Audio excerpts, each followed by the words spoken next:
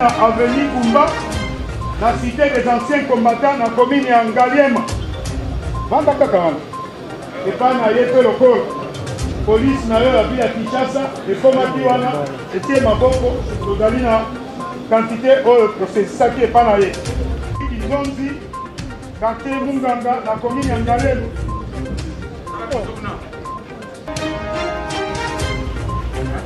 Wapi ye?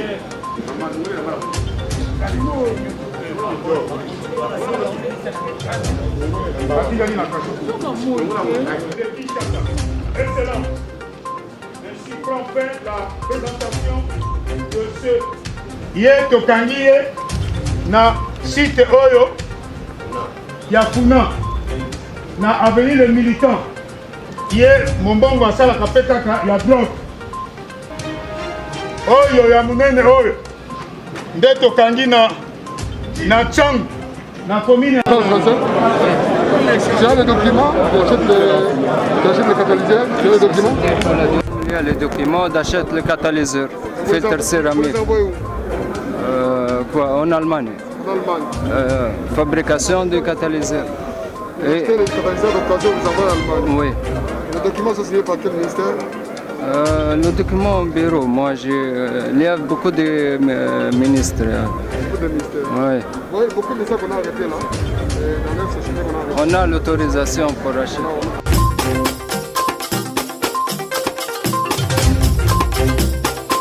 Babali, Adam, Babio, élément. Oyo, Avanina, Avenue. Malamba Dan. Avanina Avenue Ngamayama, numéro 93, quartier 17 mai, commune ya Kimbanse. Pour n'appeler Zali site, il y a vente, il y a bombé. Et drogue, Moussou Biso police, Tokanga qui est pas naïe. Vanda. Avenue Kumba, la cité des anciens combattants, la commune de Ngaliema. Vanda kaka. Et pas naïe pe lokolo. Police na yo la ville ya Kinshasa, et comme wana, etie maboko, tozali na quantité oyo processaki et pas naïe. Kizonzi, quartier Munganga, la commune de Ngaliema.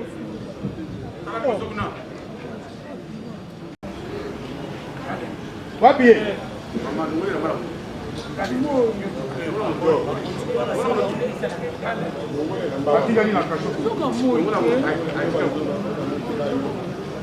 Monsieur le gouverneur de la ville de Kinshasa, ma maman mi bale oyo kuna na liboso, bazali bandeko, epa na bango na avenue Popo Kabaka, na commune ya Kasavubu, bango mi bale pe, mombongo oyo bango baponi, ezali kaka ya drogue.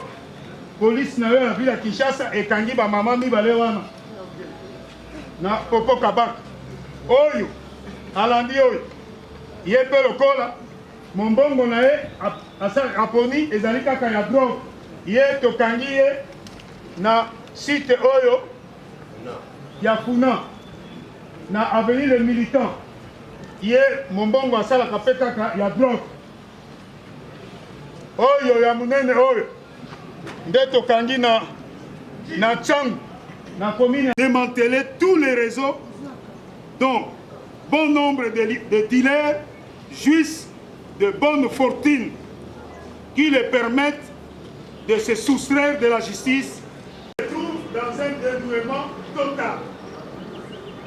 Pour ce faire, nous un appui financier pour nous aider au recrutement des informateurs afin de réduire sensiblement la consommation de drogue dans la ville-province de Kinshasa. Excellent. Ainsi prend fin la présentation de ce que... Il y a passe, mais il y a mawa. On a réglé ma problème.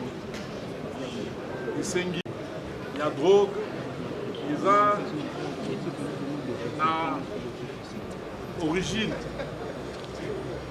Il y a monde, ils ont pour bébé sa drogue, ils ont routine de ban. na baleki na biso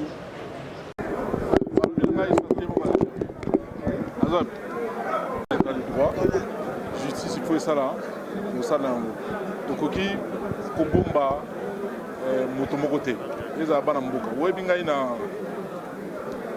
ndenge na ngai na lolenge na ngai ya moto ya bomoto bana mboka nazali awa mpona koprotéger bana mboka bango nde batiaki nga na esika oyo bango nde mpona protéger nakondima mopaya auta mosika te ya kobebisa santé na vie ya bana na biso ya baleki na biso donc soki eza bapaya baza nsima ya commerce oyo illicite ya koteka drogue oyo babengi bombe na badrogue mosusu wana batangi cocaïne na le reste il faut tokanga bango nyonso tona bango na justice asala mosala mais baoyo eza établi par A plus B ke bango nde baza à l'origine ya koteka drogue babengi bombe.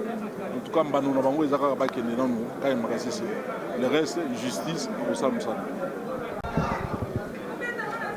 La problématique ou bien l'usage même de la drogue constitue un problème sérieux dans notre pays.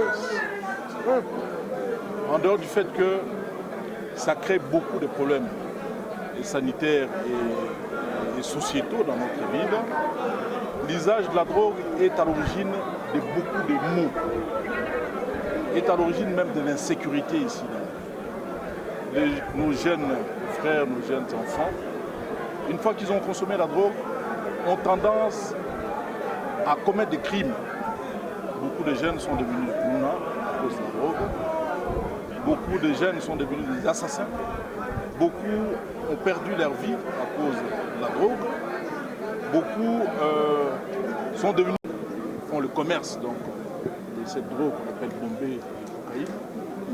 Et je pense qu'on va voir leur cas, ils iront faire le champ en Kayama. Merci. On va les traiter au même titre que les colons. Ça, merci. On ne va pas y déroger. Ils sont là. Étant les propriétaires de la société qui achètent les catalyseurs.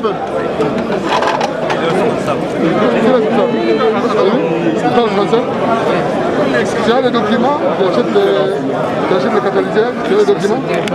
Il y a les documents d'achat le catalyseur, filtre céramique. En Allemagne. En Allemagne. Fabrication du catalyseur. Et les catalyseurs d'occasion vous envoient en Allemagne. Oui. Les documents sont signés par quel ministère? Le document au bureau, moi il y a beaucoup de ministres. Beaucoup de ministères. Oui. Vous voyez beaucoup de ça qu'on a arrêté là. Dans leur société qu'on a arrêté. On a l'autorisation pour acheter. On va voir les documents et puis on va les envoyer au parquet. C'est le parquet qui va décider. C'est opéré à qui ça? Pardon?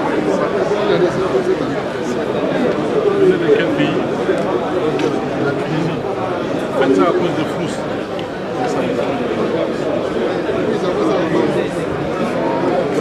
Vous expliquez ça? Vous envoyez ça où? Vous avez des licences et tout ça comme ça.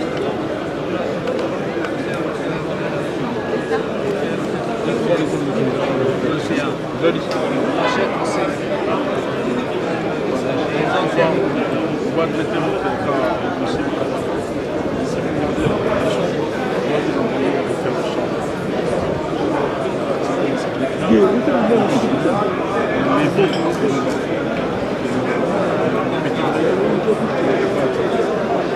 cause de flou, il ne faut pas. C'est que oui, je mets trop les flous.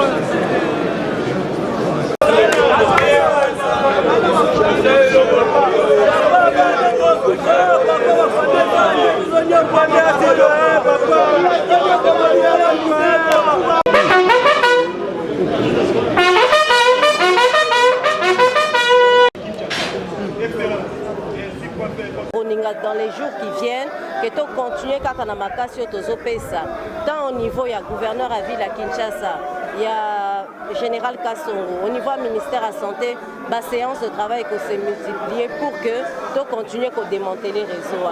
Et là, on a la Koloba, les Kinois et Kinois, et là, on a ce Salema, tu la paix santé na binonga en tant que ministre de la Santé provinciale, na Kondimate, que la drogue se consomme et puis ils ont baby sa santé, il y a quinoise et quinoa. Donc les mesures vont être prises. Oh, il faut bakanga, oh, il y a buta moyo, en tout cas à Kende. Justice paye pour les bisous dans Maramandengwana, ceux qui bapesi bango 6 mois, ceux qui lié combien de temps, mais en tout cas, justice est à la tête et bakomi kuna ba libérer bango. Donc côté wana, c'est une collaboration, c'est tout un ensemble de personnes qui doivent accompagner les efforts du gouverneur de la ville de Kinshasa, son excellent Chantini Ngobilambaka, et le commissaire de la police provinciale, le général Kassongo, le ministère de la Santé, la justice. Donc c'est un phénomène qui implique tout le monde. Ça ne concerne pas spécialement qu'un type de quinoa. Il s'agit de nos frères, de nos sœurs, de la jeunesse, de nos enfants, parce qu'il y a des mineurs à l'intérieur, de nos mamans, de nos sœurs, et nous ne pouvons pas laisser rester les bras croisés et à ne rien faire. C'est impossible. Quelles sont les précautions au niveau de la santé? Peut-être de centres de désintoxication, on essaie. Quelles sont les préparations de jusque-là, déjà au niveau des pharmacies, nous allons essayer déjà de bien structurer les pharmacies. Donc, dans les semaines qui vont venir, il faudra faire une descente auprès des pharmacies pour que nous puissions un peu comprendre. Parce qu'au niveau des pharmacies, n'importe qui vend des produits. Ce ne sont pas des pharmaciens qui vendent parfois dans ces pharmacies. Donc nous allons vraiment traquer les pharmacies. Semaine de Kobanda, en tout cas, tu as vraiment un niveau à la pharmacie. Parce que bazote ka ba produit, toyo ki ba koma ba produit à maman, mais c'est scandaleux que tout le monde a ba Valium. Et zote ka makara nengwana, c'est parce que ce n'est pas un pharmacien qui vend. Et ça, tout le monde a fongoli une pharmacie. Alors qu'il s'agit de la santé de la population quinoise. Donc moi je crois que les produits qui ont été cités ici comme la Nutrilene, Valium et autres, ce sont des produits qui doivent être vendus sous ordonnance. Donc déjà nous aussi au niveau du ministère de la Santé, il y a vraiment notre part. Il ne faut pas que nous puissions tout renvoyer au niveau d'autres secteurs. Au niveau de la santé, il faut que nous puissions nous attaquer dans l'immédiat au niveau des pharmacies. Et c'est ce que nous allons faire. Pardon, son excellence. Monsieur le gouverneur de la ville de Kinshasa, maman mibale oyo kuna na liboso bazali bandeko epa na bango na avenue Popo Kabaka na commune ya Kasavubu. Bango mibale pe mombongo oyo bango baponi ezali kaka ya drogue. Police na yo na ville ya Kinshasa ekangi ba mama mibale wana na Popo Kabaka oyo alandi oyo ye pe lokola mombongo na ye aponi ezali kaka ya drogue ye tokangi ye na site oyo ya Funa na avenue le Militant ye mombongo asalaka pe kaka ya drogue oyo ya munene oyo nde tokangi na Tchangu na commune démanteler tous les réseaux dont bon nombre de dealers jouissent de bonne fortune qui les permettent de se soustraire de la justice.